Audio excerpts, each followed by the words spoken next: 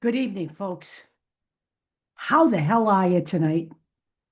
So it's cold here. All right. I'm just saying, we've been advised to, I don't know, cover up our plants outside because there's going to be a freeze tonight in the Boston area.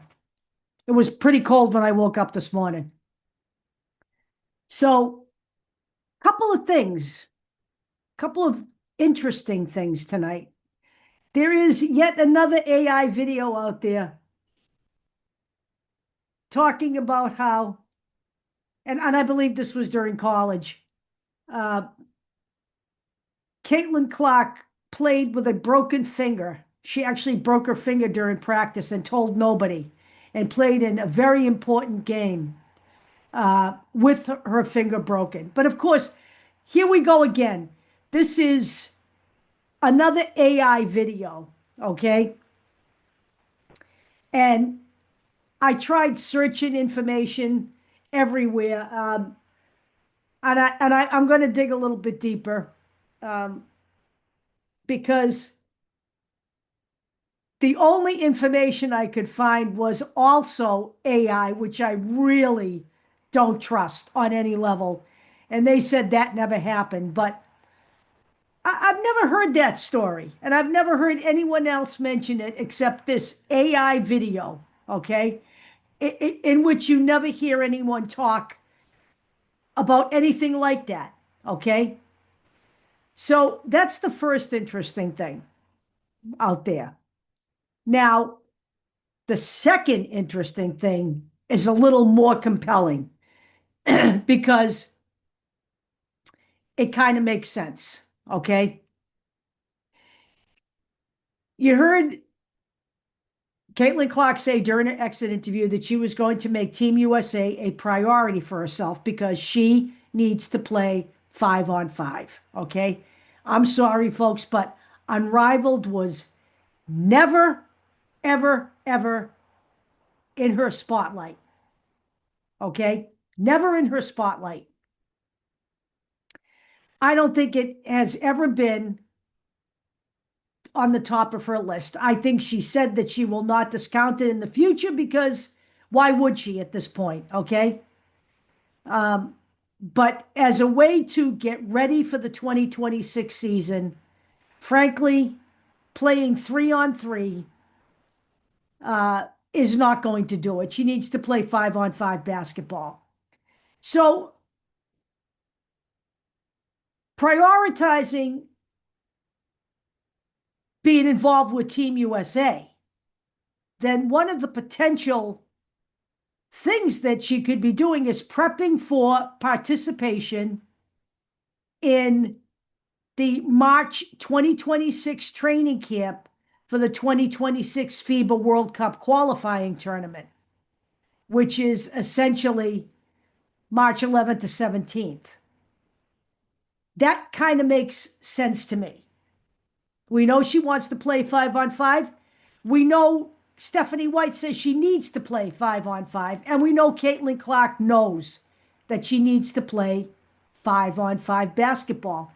And that would be the perfect setting. Now, someone also mentioned Athletes Unlimited, but I don't think Athletes Unlimited starts until May. And frankly, that's when Fever Training Camp opens. All things being equal and the CBA is taken care of, which I believe it will be, okay?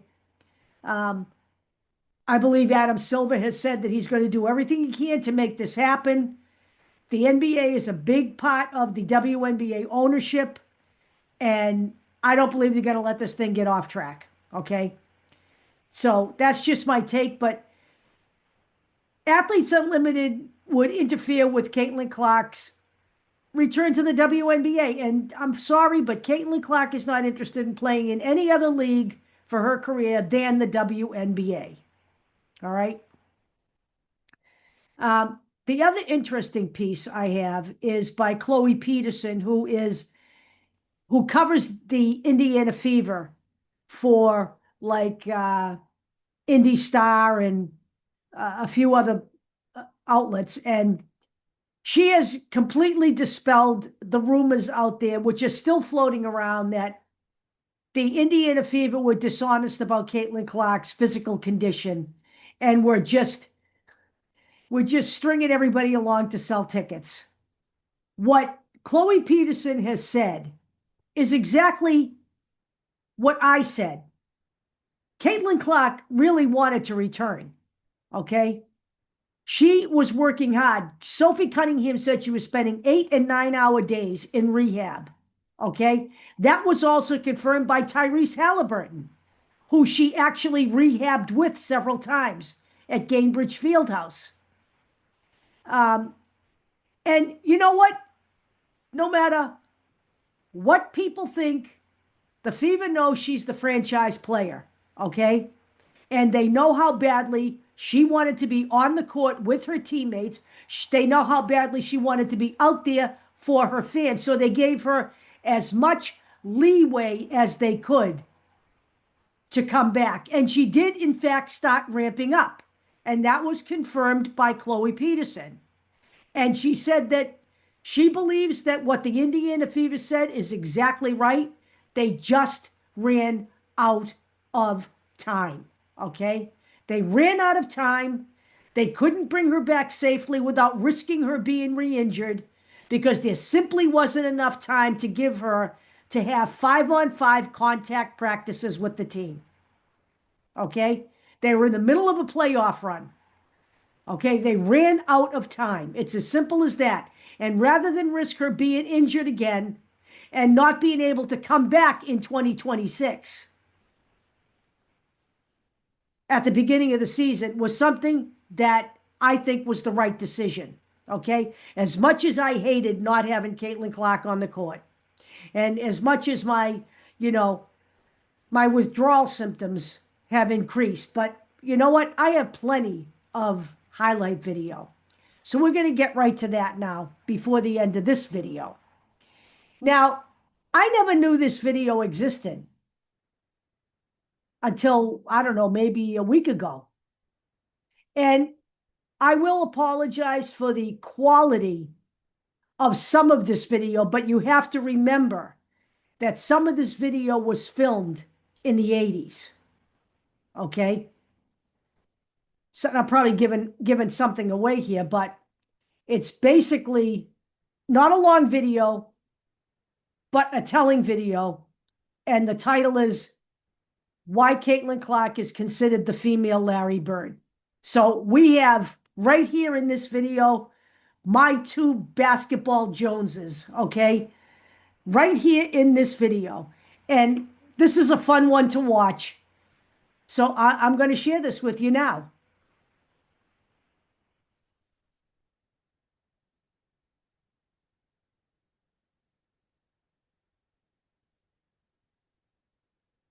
Hold on a minute. Hold on a minute. I have to make sure I optimize it, because especially since part of this video is so old. Okay, here we go. Caitlin Clark is already considered a living legend in the world of women's basketball. They're going to get the ball up in time. Clark for the win! With this said, people can't help to compare the Iowan superstar to some of the all-time greats who stepped foot inside the hardwood. I mean, with how she single-handedly elevated her sport and established herself as a global icon. Some people call her the female Michael Jordan. And because of the fact that she can shoot the rock from the logo with such incredible ease and precision, some folks call her the lady version of the greatest shooter on the planet, Steph Curry. Now, don't get me wrong, guys. Those were solid comparisons. However, if we're talking about the closest player we can really compare CC with, then there's no question that it has to be this dude right here. Max looking, loops it to Bird, a runner. It's good! It's good! Martin looking. Here's Clark. She fires! And it goes! I mean, almost everyone that I know is saying the same thing, that CC is the second coming of the hick from French Lick. And today, we're gonna deep dive further into this by analyzing their identical plays to prove exactly why Caitlin Clark is the female Larry Bird. Weaves inside and the reverse. Caitlin Clark is a miniature Larry Bird. All right, guys, let's kick off things hot by showcasing Larry Legend's crazy skills with this equally crazy play right here. Bird the steal in the forecourt. Starts to break himself. Goes by Seasting. On the cut. McHale. So, after taking the candy away from the baby, Mr. Bird wraps the rock around his waist before laying waste with a no-look setup, leading to a Kevin McHale layup. But see, our girl CC has a better version of that, which goes a little something like this. Hill because the defense shifted towards Clark. Clark with the block. Behind the back in traffic. Caitlin Clark the dish to one. Now, from being amazed by Bird's vision in transition, the Celtics legend can also do some playmaking magic on the half-court set, which makes the defense sweat. Tiny to Bird. Behind the back to Parrott. Damn, boy, that pass was smooth as a 100-year-old whiskey. And if you want to see more passes getting fancy, here's Caitlin pulling an illegal dime that can be classified as a crime. Clark behind the back. Sedano. I mean, that behind the back pass was so crafty. And speaking of being crafty, check out Mr. Larry here, making it look so easy with some give and go beauty.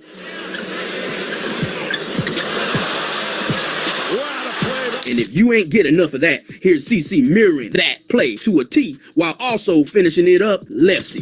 That's what 6'5" would do for you. I don't have that luxury. Nice give and go. Clark right at the cup, and she gets the... Anyway, from delivering jaw-dropping dimes, let's switch gears and check out this nasty step-back jumper coming from the NBA Hall of Famer. Oh, well. Bird, trick move. The fall away. Well, as gorgeous as that play was, it still can't topple Caitlin's rendition, cause this step back J is taking a bit farther and hits way tougher than the old man's version. Can lead yet tonight. Clark, step back three. You bet. Now, what makes Larry Legend truly special is that, aside from killing people from the midi with his silky smooth J, he can also finish around the rim as cold as Dr. J. Nobody taking off. Kevin McHale played 10 minutes in the first half. Bird got it! But see, the queen of hoops can also pull stuff like that from her deep bag. I mean, just check out Flight 22 as she glides in midair to put it up and through. And have to make something happen. Clark through the lane, reverses it in, and beats. And since we're talking about laying up in style, here's the 3-time MVP embarrassing grown men using his non-dominant hand. Seconds on the clock. Top of the key, Larry. Spins, drives. Got it! Well, if you think that's classy, here's the #1 WNBA rookie punishing her defenders with a soft left-handed jelly. Clark the spin, and that is the first. Anyway, one common misconception between CC and Birdie is that they're not just athletic enough. Well, allow me to debunk that myth, because here's Larry flying like a bird while doing a dipsy-do in mid-flight. Match with Joe Barry out on Bird. Look at Bird driving the basket. Now, on the other hand, here's the Iowan superstar returning the favor with some hang time while evading the defense with a gorgeous up and under finish. Sedano basket that she made before, it was set up by the pace and the way that they play. Whether it's inside or out, Larry Legend can get the job done. And even if the defense is all over him, it surely doesn't matter, because the Birdman always delivers. Outside on DJ, around the pick, Bird. Yes, and a foul! And in the same manner, the reigning WNBA Rookie of the Year can splash a bucket anywhere around the court despite getting tagged hard. Trying to get it to Clark. Does. Her three is good. Plus the foul. The similarity. So, gang, I'm going to put this video in there, but I think it's pretty clear. That's pretty close. And like I said, my two favorite basketball players ever in the history of the sport. But to me, CC is kind of like Bird and Magic all rolled into one. And as you know, the big rivalry during the 80s for me was the LA Lakers and the Boston Celtics, the Magic and the Bird thing, and they were the evil empire for us. Okay, we used to wave rubber chickens in the Boston Garden when they came to play here. But the fact of the matter is, in spite of all that, you couldn't deny Magic's greatness. And actually, Bird and Magic were great friends over the years, and they were great friends after they both retired. So that's what I got for you tonight. But I got a whole bunch of great Caitlin Clark stuff lined up. Like I said, I got another whole browser full of tabs for everybody to see. And we're going to have some fun with that. I believe the game is tomorrow night. Am I correct in that? I'm making that assumption. So I will be back tomorrow for definite. Okay, that's for sure. And I've got some other video to show, and I'm checking out some other stuff. So we've been having discussions all throughout the thread, the comment thread, about who should be back next year, et cetera, et cetera, et cetera. I still think we need a power forward. Okay, so give me some input on that. Do we know who our? I'm going to look it up myself tomorrow when I have more time. But who are potential free agent power forwards in the WNBA? Now, I'm not saying that we don't need a small forward. Okay, but I am extremely ambivalent about Natasha Howard coming back. I know a lot of people think she earned her keep this year. I just don't see her melding with this team. And I actually think, and I know Chloe Bibby's a forward, I actually think she'd be a better small forward than Natasha Howard. Okay? And she's younger. So, I mean, I don't know that it'll be Chloe Bibby. I don't know who it will be, but I do know that